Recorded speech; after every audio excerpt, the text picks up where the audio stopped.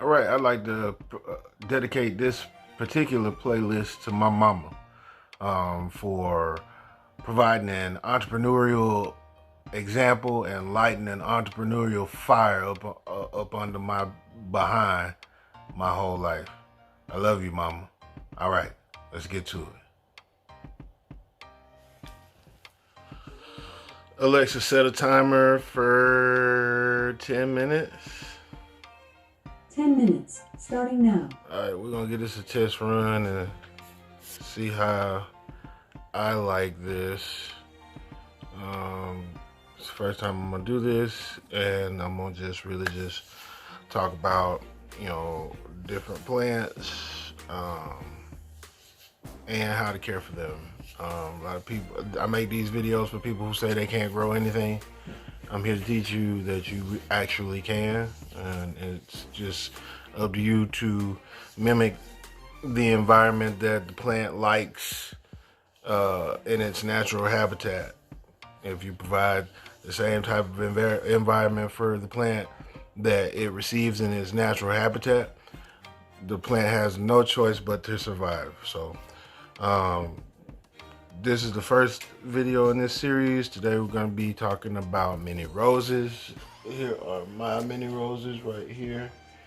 I got them in this little pot. I don't mind them being in this little pot at all. Yeah, I enjoy my mini roses. I'm gonna sit them up here while I run my mouth to y'all for a second.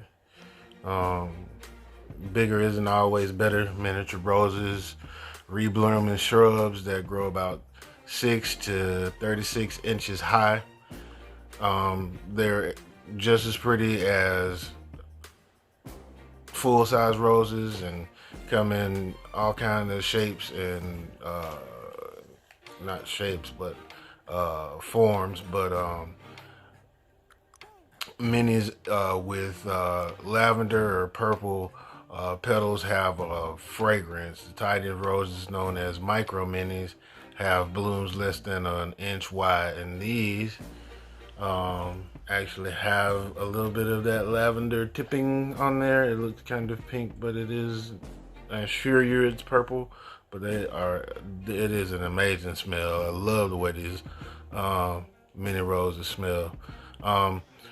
Because these mini roses are so compact, they're often sold in containers for like your windowsill. Most will bloom indoors for a week or two, although they need to be planted outdoors to get sun and other growing conditions they need for the long run. But give them a little care, and miniature roses can be great, although temporary houseplants. Now, this is what you should know. You should give your mini rose 4 or 5 hours of sun every day. And if you can't provide that much natural light, and you're really serious about trying to grow them indoors, you need to set up some grow lights. I would alternate between cool white and a warm, fluorescent and incandescent light with a ratio of 3 watts to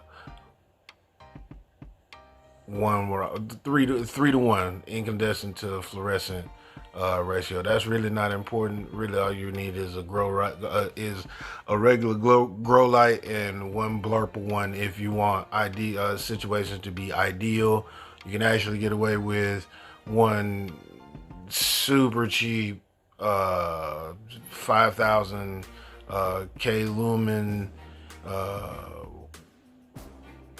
LED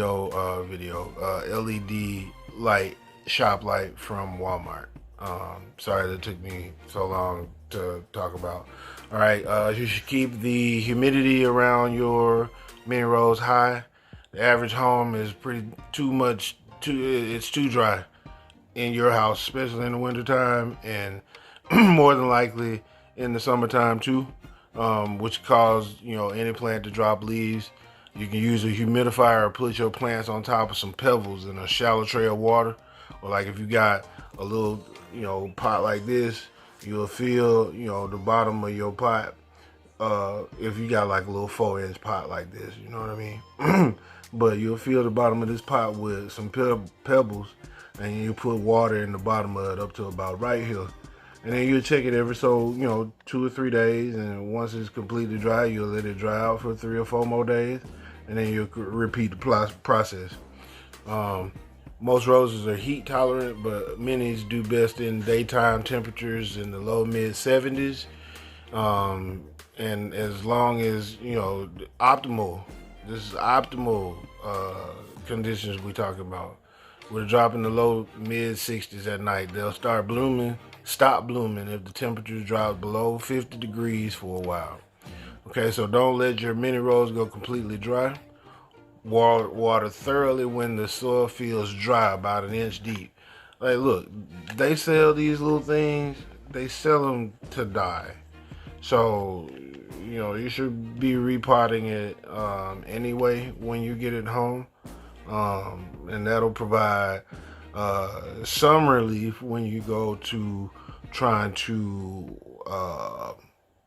water your plant. You don't have to water it as much. If you go on and repot it the day you get it home, that increases its chances of survival right there. Now, if you keep your mini roses indoors for a long time, you'll probably need to fertilize them. You can use slow release water soluble fertilizer when the plant is actively growing, following directions on the label. Prune your minis if you need to in early spring or late winter. You can remove dead or broken branches. I just did that a little bit. You see them all down here.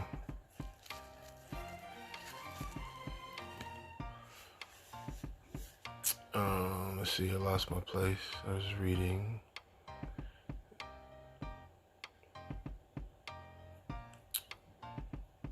Yeah, and shape it back the way you want by cutting back healthy stems to provide, to just above a 5 leaflet leaf.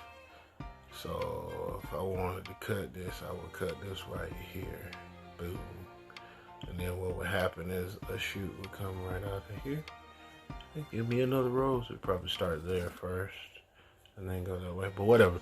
That's a whole nother thing. Now, spider mites thrive in dry conditions and can be a real problem when you're growing miniature roses indoors. If you see these insects or their webs, knock them off or spray with a spray of water in the kitchen sink or outside.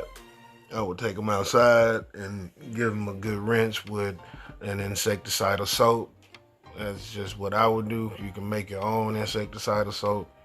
I got a recipe for some. Check out the description in the video. You can download my recipe for insecticidal soap. Let's see, minis can suffer from black spot and other diseases that affect full-size roses. To treat these diseases, you remove any infected lead and use the fungicide label for inside use for your specific problems. Once your mini starts dropping leaves and showing other signs of declining, you should compost it. But if you move it outside before it's too far gone to recover, you can plant it in your yard or in your garden and enjoy the flowers for years to come. Most miniature roses are tough plants that are hardy in zones 5 through 9. And you can start by slowly acclimating your minis to the outside world. Move it to a sheltered spot a few hours a day, gradually increasing the time outside for about 7 to 10 days. And when you're ready to plant, dig a hole as deep as the container and 12 inches wider. Slide the rose out of its pot, loosen the roots. To improve the soil, add some organic matter to the planting hole. Put the rose and spread out its roots. Backfill, gently firm the soil, and that's it. Most minis are grown on their own roots, so you don't have to worry about burying the grass. Okay, great. Now water thoroughly and mulch to keep moisture in the soil and protect the plant from seed freezing. Minis grow quickly to full size once they're established outdoors. Now, I still contest that you can grow these indoors.